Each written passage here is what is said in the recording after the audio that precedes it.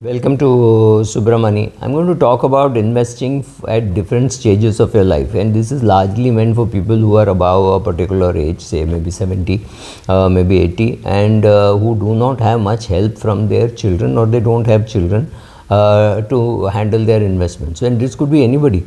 I recently met a person who's about 70 years of age and has about 27 crores of net worth, whose daughter is just not interested in doing anything here. She's not interested in being with her father. I don't know what is the reason.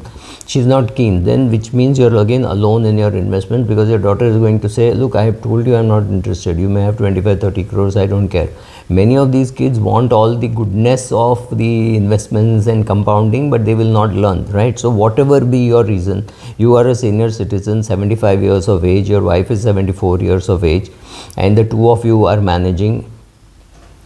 Now what should you do? So when you are in your 20s, you want growth. When you are in your 40s and 50s, you want growth and stability. When you are 75 and you have a very big corpus, all you want is simplicity. Don't bother about taxation, don't bother about inflation. When you have 25 crores at 75, let's just assume you have 10 lakhs of annual expenses. You have to provide only for the next 3, 5 or 20 years at 75. So 20 years at 5 lakhs or even at 10 lakhs, it's about 2 crores, and you have 25. So you have 23, which is going to lie in the banks after your death or after your spouse's death. So I wish that this video is shared by you to all your senior citizen friends, and please watch it along with their spouses. And so first, if you already have an advisor, make sure that the advisor has done some kind of planning, because you don't want to outlive your advisor. And that is perfectly possible, because today you never know, like the Tata Group brought Cyrus Mistry to look after after Ratan Tata's exit, but now Ratan Tata is alive, but Cyrus Mistry is not. So you don't know how things will pan out, right? So be careful about that. So if you have an advisor, make sure that you have an advisor who has done some succession planning, and or somebody much younger. If you are 75 years of age and you're in your advisor is 35 years of age, very good chance that he will survive or she will survive. But make sure that you know whom to go to if that person drops dead, right? If I drop dead, my investor should know whom to go to. So that is succession planning by the advisor. Assuming you don't have an advisor and you are investing by yourself and you are a DIY investor, then you have to be even more careful. First of all, get into products which are as simple as possible. Now, who decides the simplicity? Sorry, is the non-investing person. So if I am the investor, it is my wife who decides where I should invest, because she is going to be handling it alone when I am not there, right? So she has to decide that no, this is too difficult. I want only bank fixed deposits. That's perfectly all right, because you have 25 crores and you need 2 crores. Even assuming you need 2 crores and you have 4 crores or 5 crores, that is good enough for you to say, I will only have bank deposits, I will only have annuities, I'll have some small, maybe one index fund, nothing beyond that. I don't want to spend my time wondering whether to remove from small cap, put in mid cap, do asset allocation. I just don't have anything. So maybe some money I'll put in BAF, and some money I will put in liquid fund or ultra short bond fund, and I will do a SWP from there. That's it. I don't need to do anything else, simply because I have a huge corpus waiting for me anyway. And I will not exhaust this corpus whatever I do, because I'm already of a particular age. So when the husband and wife are both, let's say 75 and 74, and they have so much of surplus, it is possible to simplify the portfolio. So first thing is to simplify the portfolio. Make sure that all the names in the investments are right. You should have done this long back, and I've spoken about this in very many videos. Make sure that all the names, spellings, etc. of your PAN card, Aadhaar card, passport, bank, investments, KYC, everything is perfectly in sync with each other, because after your death, it will be impossible to prove that Subramaniam with a YAM or Subramaniam with an IAM are the same people, are the same person. It will be very, very difficult. So make sure that the spellings are right, and that so that withdrawal becomes easy.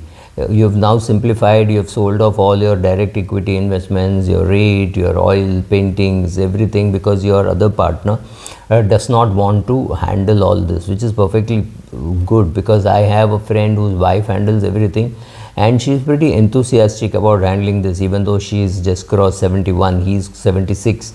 But she's happy handling all that. She has a daughter who understands all this, but daughter does not participate. But this woman understands it, so she handles it, and husband also handles it. But sometimes I feel that the husband knows less than the wife. So in that case, the husband should insist that the investments are simplified. Sometimes the wife should insist, sometimes the husband should insist, depending on who is the person who is actually managing the money. The other person should decide on that. Make sure that everything is either or survivor, so that the other person is able to withdraw. Make sure that there is some friend who will pay your hospital bill in case there is a problem. So let me just explain. Recently I know a couple where both of them had COVID. They were taken into the hospital by a separate gate, and they could not make the payment because the payment had to be made at a different location, and a COVID patient could not go there. This is absolutely stupid of the huge big 500 bed hospital. But absolutely stupid, because here is a couple, their son is abroad, they don't have any other child. She has her siblings, but the siblings don't have access to her account, they don't have access to her house. Then she had to call somebody from some ex-colleague and say, can you come and make the payment? Luckily for her, she was in a city where she knew people, she had worked there for a long time, so that friend went and made a payment of say 1.5 lakhs for each of them. So 3 lakhs had to be paid. Now, how many friends do you know who will have 3 lakhs and say, don't bother, you can pay whenever you can? They should have that kind of money, and all these big hospitals don't admit you with less than a lakh of rupees.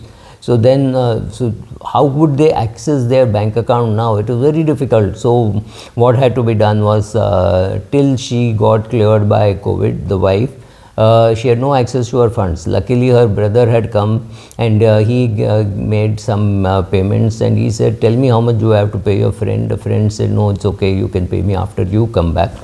So in 3-4 days she was released. Then she came home. She now suddenly had access to her debit card, credit card, everything, which was earlier she had access because she had access to her credit card, but she did not have access to her laptop, right?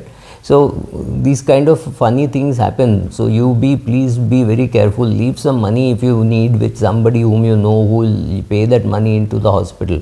Or you give somebody else, maybe your younger brother, younger sister, if you are childless, or some nephew, niece, sibling, somebody who should have access to your bank accounts and should at least know where the things are kept. And if you're alive, what happens if you both, husband and wife, have had an accident, are in coma? How the hell will they access their money, right? So I don't have answers to all these questions, but I know many of you will have many more questions. So please ask, and once you ask those questions, let me start thinking and answering those questions.